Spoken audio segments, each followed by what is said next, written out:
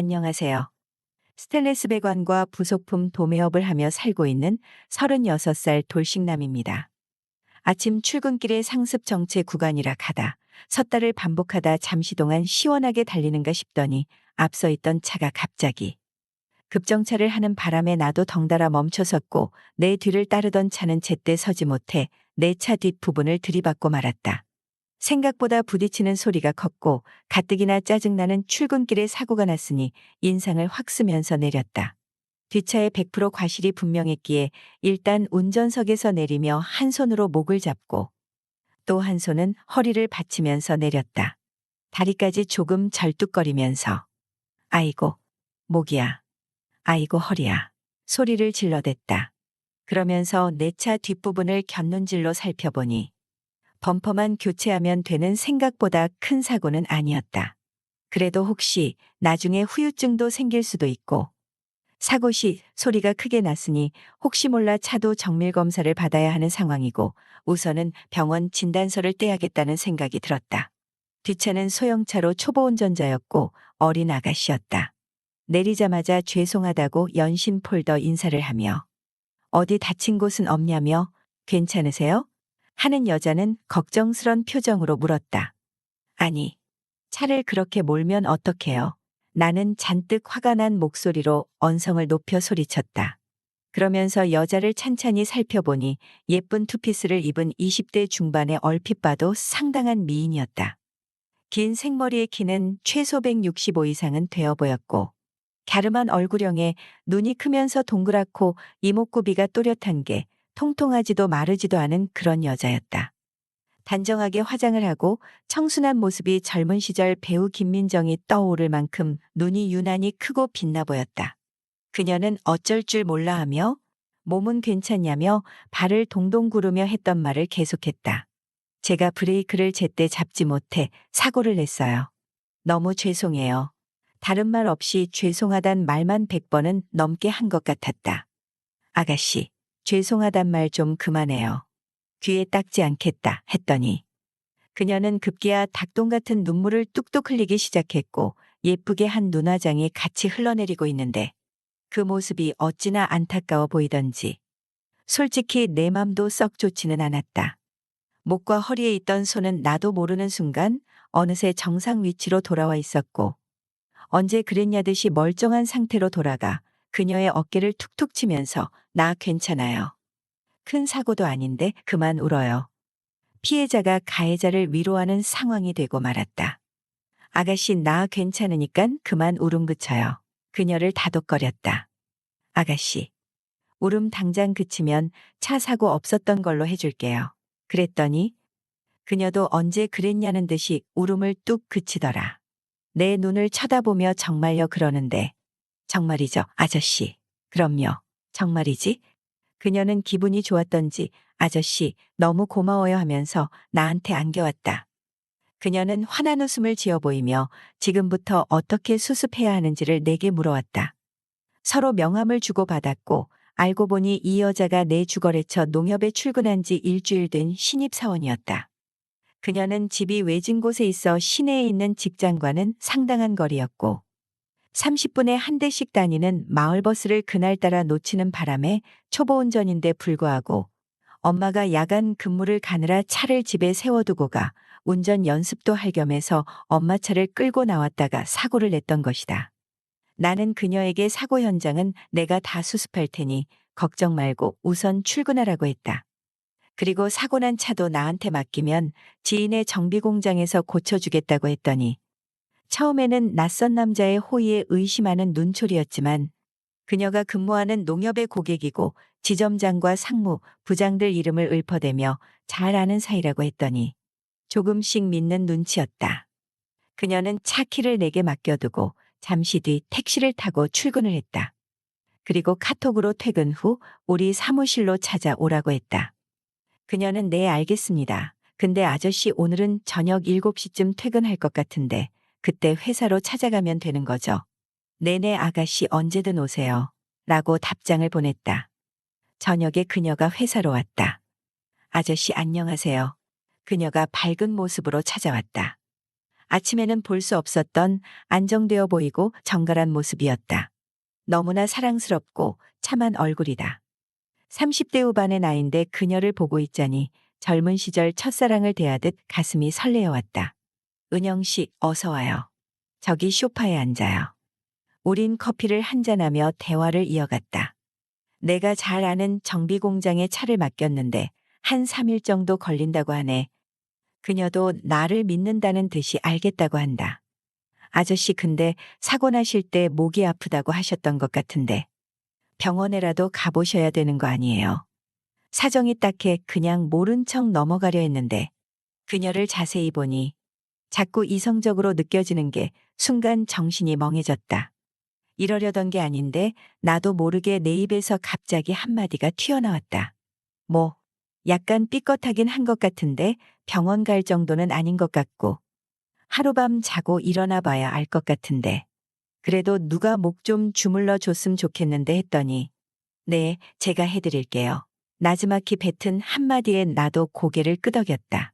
그녀가 뒤로 오더니 놀란 근육을 이렇게 풀어주면 좋다란 소리를 TV에서 본 것 같다며 뒷목과 어깨 쪽을 정성껏 주물러 주는 거다.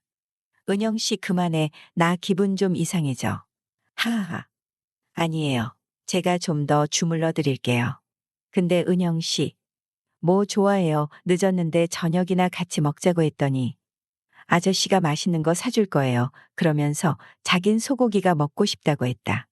널씬하고 참한 모습에 귀여움과 애교까지 몸에 배어 그 모습이 어찌나 귀여운지 깨물어주고 싶다. 함께 저녁 식사를 하면서 이런저런 이야기를 많이 했고 그녀는 올해 24살, 아버지는 그녀가 8살 때 사고로 돌아가시고 현재 48살 된 어머니랑 단둘이 산다는 걸 알게 되었다.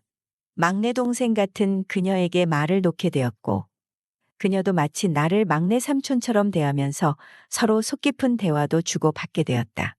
이혼하고 혼자 살고 있다는 이야기를 했다. 은영이도 집안 사정 세세한 이야기까지 꺼내놓았다. 아버지가 교통사고로 돌아가신 후 어머니와 둘이서 살았는데 어머니는 지금도 공장에서 2교대를 다니면서 일하고 계신다고. 그렇게 고생해서 자길 4년제 대학까지 보냈다고 했다. 아버지가 교통사고로 돌아가셨기 때문에 아침에 일어났던 차 사고에 더 정신을 차릴 수가 없었다며 돌아가신 아빠 생각도 나고 눈앞이 노래지면서 몇 차례나 멘붕이 왔었는데 내가 너무 따뜻하고 편하게 대해줘서 처음 보는 남자에게 차를 맡겼을 정도로 고마웠다고 했다. 저녁 식사를 마친 뒤 그녀를 집까지 데려다 줬고 집으로 가는 길에 은영에게 물었다. 주말에 시간 나면 운전 연습 시켜주겠다고 했더니 그녀도 좋다고 했다. 주말에 약속한 운전 연습을 하기 위해 시간 맞춰 그녀 집 앞으로 갔더니 은영은 나를 보자마자 반갑다며 차 쪽으로 뛰어와 올라탔다. 반바지에 하얀색 셔츠를 입고 나왔는데 시선이 나도 모르게 자꾸 조수석 쪽으로 향해 그녀에게 물었다. 은영아, 이 호라비 아저씨 어쩌라고. 무슨 옷을 그렇게 야하게 차려입고 나왔어 그랬더니 그녀는 왜요? 저 아저씨한테 예쁘게 보이려고 이렇게 입고 나왔는데 아저씨 저 안 이뻐요? 그랬구나. 근데 너무 이뻐서 아저씨 눈에 은영이가 자꾸 여자로 보여서 문제지 그랬더니 은영이는 뭐가 그리 좋은지 까르르르 웃음이 끊이질 않았다. 우리는 시외로 나가 운전 연습을 하고 나서 분위기 좋은데 가서 점심을 먹기로 했다. 차에서 내려 식당으로 들어가는데 은영이가 내 옆으로 다가와 오른팔에 자기 팔을 깊숙하게 껴오는데 기분이 참 묘했다. 점심 식사를 마치고 영화도 한 편 보고 이젠 자연스럽게 손도 잡고 팔짱도 끼는 사이가 되었다. 누가 보면 아빠와 딸 같은 모습이었겠지만 그래도 나는 좋았다. 영화를 보고 나왔는데도 아침에 일찍 만나서인지 오후 4시밖에 안 됐다. 은영이는 좀 쉬고 싶다며 자꾸 우리 집으로 가자고 한다. 아저씨 집에 가보면 안 돼. 어떻게 해놓고 사는지 궁금해요. 집에 도착하자마자 은영이는 에이 아저씨 이게 뭐야. 호라비 냄새가 진동을 한다면서 창문을 다 열어 제치더니 청소를 하기 시작했다. 은영이는 청소가 끝나자 냉장고 청소도 하고 밀린 빨래는 세탁기를 돌렸다. 심지어는 내 침실로 들어가 빨래감을 찾아 들고 와서는 세탁기에 넣는다.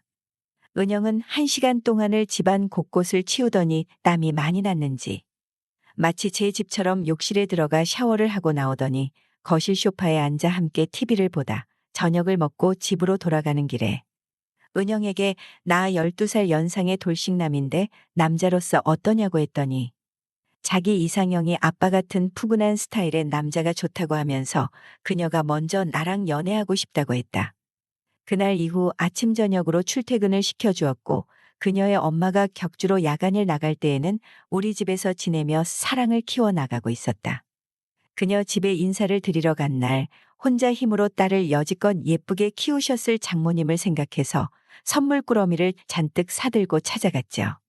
그런데 장모님의 모습을 보고 조금 놀랐습니다. 왜냐하면 장모님이라고 부르기엔 너무 젊어 보이시고 공장에서 일하는 평범한 아줌마쯤으로 상상했던 모습과는 사뭇 달랐거든요. 두 모녀가 믿고 의지할 사람이 나밖에 없다는 생각에 보호 본능 같은 것도 일어났습니다. 은영이와 장모님을 앞으로 내가 잘 지켜드려야지 이런 생각 말이죠. 그럴수록 장모님께 점점 이상한 감정도 생겨났습니다. 장모가 24살 때 아내를 낳으셔서 사위인 저하곤 12살 차이 나는 젊은 장모님이십니다. 영화배우 황신혜님 같이 40대 후반의 나이에도 불구하고 30대 후반처럼 젊어 보이시는 그런 아우라가 풍기는 행동한 이미지죠. 솔직히 이런 상황이 거짓말 같겠지만 한 번은 장모와 아내 셋이서 영덕에 대게 먹으러 간 적이 있었는데 수산물 시장에서 대게 파시던 아주머니가 장모가 제 아내냐고 물어본 적도 있었어요.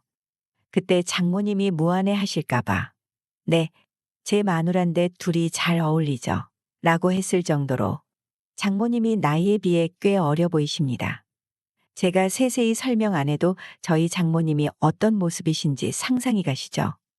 추석 명절을 며칠 앞두고 장모님을 모시고 기분 전환이라도 시켜드릴 겸 백화점에 쇼핑하러 갔었는데 지하주차장에 주차하고 5층 여성 의류 매장을 가기 위해 엘리베이터를 탔는데 1층에서 사람들이 한꺼번에 우르르 몰려 타더라고요.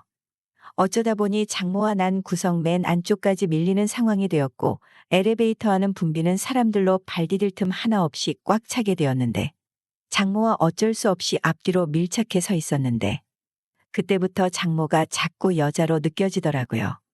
그리고 얼마 전엔 하청업체 대표들과 2차로 나이트클럽에 따라가게 되었는데 거기서 장모를 만나게 되어 함께 놀게 된 거죠. 어머, 박서방 여긴 웬일인가? 아, 네, 장모님. 박서방은 이런데 안 좋아하는 줄 알았는데. 네, 저는 거래처 사장들 따라 업무 쳐왔죠. 제 일이 영업 쪽으로 중요하다 보니 종종 오는데 은영이도 여기 온 거 알고 있어요. 순진한 줄로만 알았던 우리 장모님을 이런 데서 다 보내요. 하하하. 자네가 이런 데까지 출입하며 힘들게 돈 버는 줄은 오늘 처음 알았네. 그러면서 내 어깨를 툭툭 친다. 그럼 장모님 남자들과 더 부킹하셔야겠네요? 부킹은 무슨 부킹이야? 이제 놀 만큼 놀았어. 이제 사람들 춤추는 거 구경 좀 하다 집에 갈 거야. 그럼 오늘만 제가 장모님 파트너 해드릴까요? 박서방이? 장모님은 싫다는 소린 안 하고 눈을 살짝 흘기면 나를 계속 쳐다본다. 그날 장모와 나 사이엔 비밀이 하나 생겨났다. 우리 세 식구는 하루하루가 즐겁고 행복하게 잘 지내고 있습니다.